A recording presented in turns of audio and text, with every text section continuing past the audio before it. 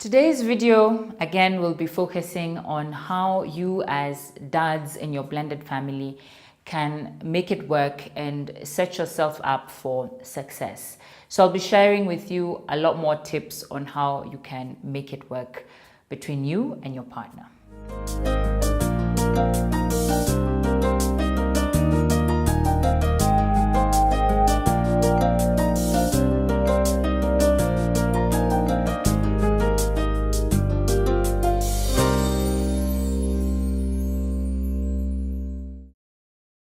As I always say, step families are born out of loss. So it's important for you to realize that your kids are still adjusting to this new blended family life, that they still miss their mother, and that they feel that something is off with this new family setting, and it will take time for them to adjust to that.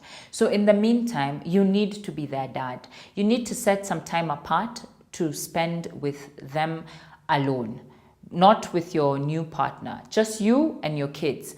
Spend some time together, play, have fun, talk, discuss this new family and what you would like to see come out of it. Share with them some of the moments that are making you happy because of the new setting. Then also listen to your kids, because they can tell you a lot about what they're going through, how they're getting adjusted to this new family, and what they also see. If they're unhappy, if they're happy, this is the only way that you're going to be able to tell.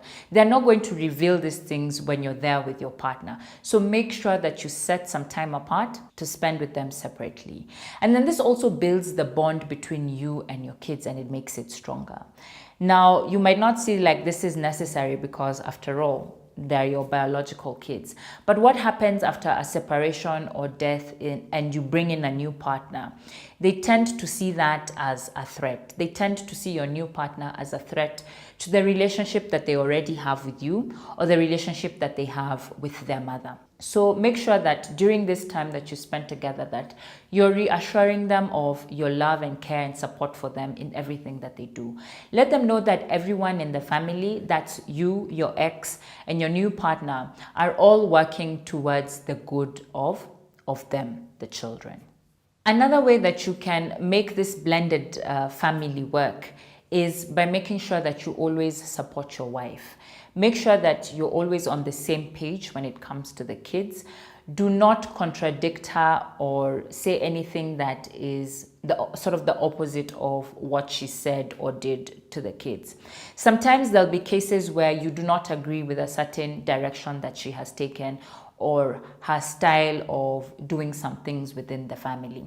And this is okay. Parents disagree all the time.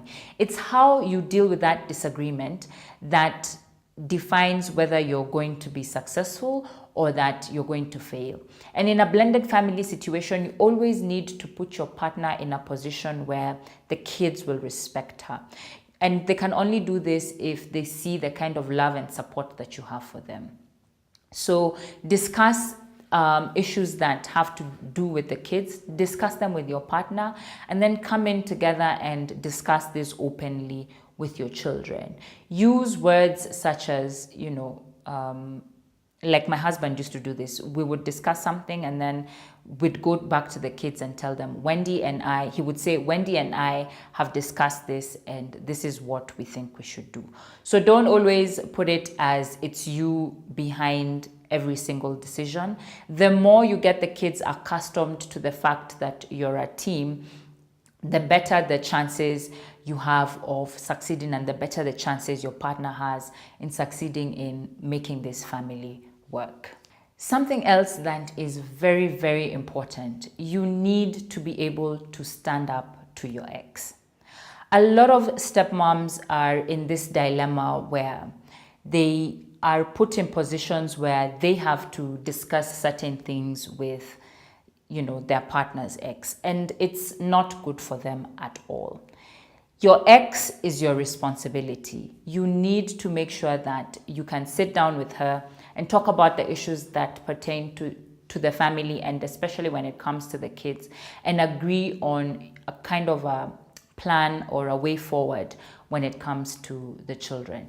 If there's any disagreements, it's going to be you who's going to be in the position where you have to have those discussions with your ex. Don't put your wife in a position where she has to discuss matters such as, finances, visitation schedules, anything that generally has to do with the kids. It's not in her place to sit down and negotiate with your ex. It puts both your ex and your wife in a very awkward position.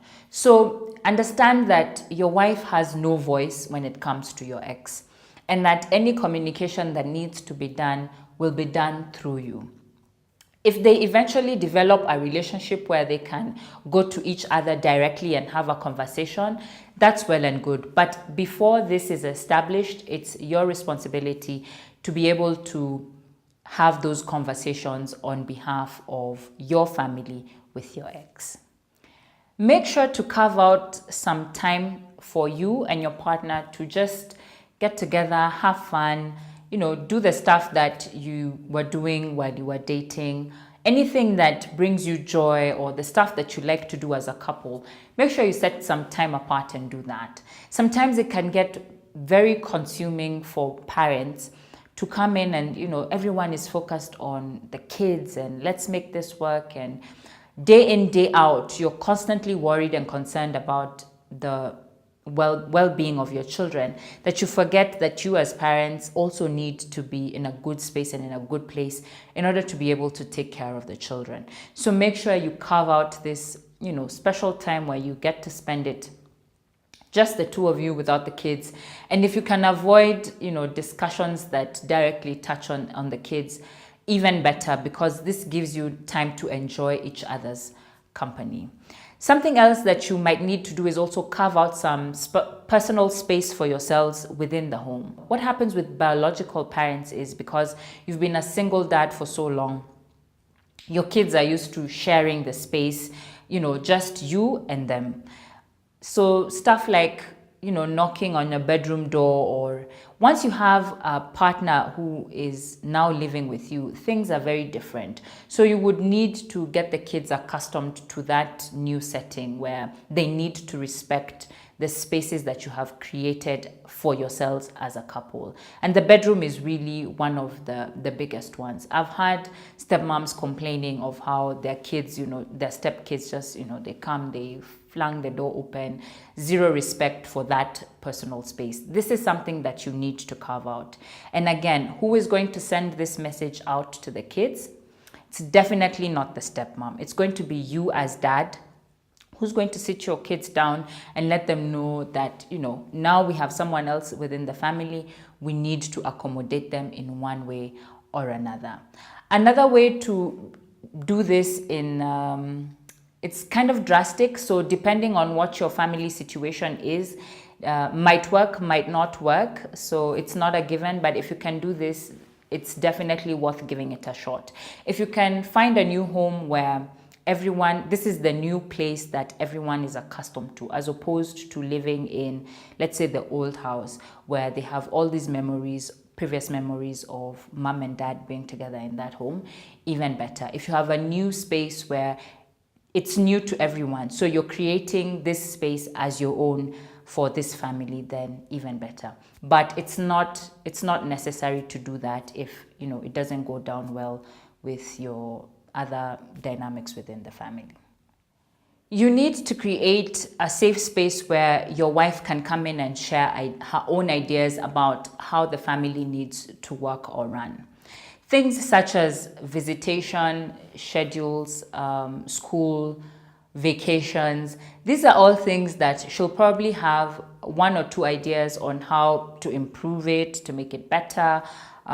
Things that maybe new things that you need to try out. So give her that space, give her that leg room to just come openly to you and share. Sometimes it's obvious that you will have the final word on some of the things. So don't be quick to shut your wife down when it comes to some of the issues that have to do with the family.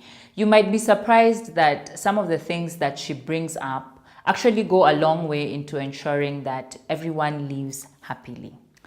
And finally, I cannot stress this enough. Make sure that you appreciate her for what she does within the family. Being a stepmom is a very lonely journey. Most of the time, and especially at the beginning, she will feel like an outsider in her own home, simply because she's coming into this already made family. You have so much history going on, and she was never around. So a lot of the time, she will feel left out. And the only way that she can get into a comfortable space is by you reassuring her, by you appreciating the small steps that she's taking towards making a happy home. So that marks the end of today's video. I hope you got some tips that are going to help you out as dads in your blended families. Make sure to subscribe to the channel. That's Living in Step Africa TV, and our Facebook page is Living in Step Africa, and on Twitter we're at Smartly Blended.